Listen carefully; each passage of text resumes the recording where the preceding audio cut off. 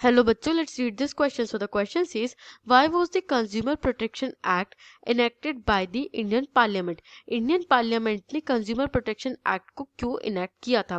Let's read the key concept. Key concept is consumer rights. हम जब consumers की बात करते हैं इंडिया में तो हमारे पास कुछ rights given है जिसकी मदद से जो अगर consumer के साथ injustice हो रहा है, unfair trade practices हो रही हैं या फिर exploitation हो रहा है तो उनके against इन rights का use कर सकते हैं. Let's read the answer.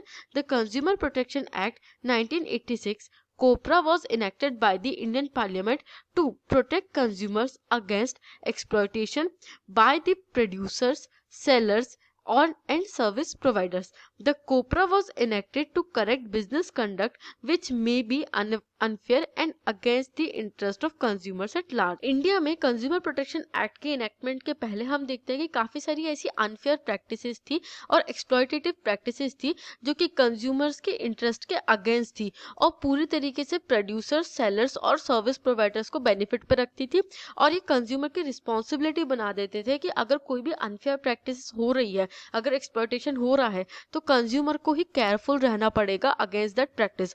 कोपरा जैसे ही एनेक्ट होता है तो इंडियन पार्लियामेंट ये जो रिस्पॉन्सिबिलिटी है ये प्रोड्यूसर, सेलर और सर्विस प्रोवाइडर की बना देती है कि उन्हें फेयर प्रैक्टिसेस यूज करनी पड़ेगी और अगर उसके बावजूद कंज्यूमर्स के साथ कोई एक्सप्लॉयटेशन हो रहा है या अनफेयर ट्रेड प्रैक्टिसेस हो रही है तो कंज्यूमर्स को प्रोटेक्ट किया जाएगा, उनको राइट्स दिए जाएंगे जिससे कि वो प्रोड्यूसर, सेलर और सर्विस प्रोवाइडर के अगेंस्ट जाकर के एक्शन ले सकते हैं.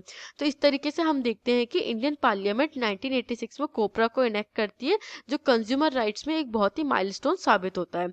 I hope you understood this question. Thank you and best of luck.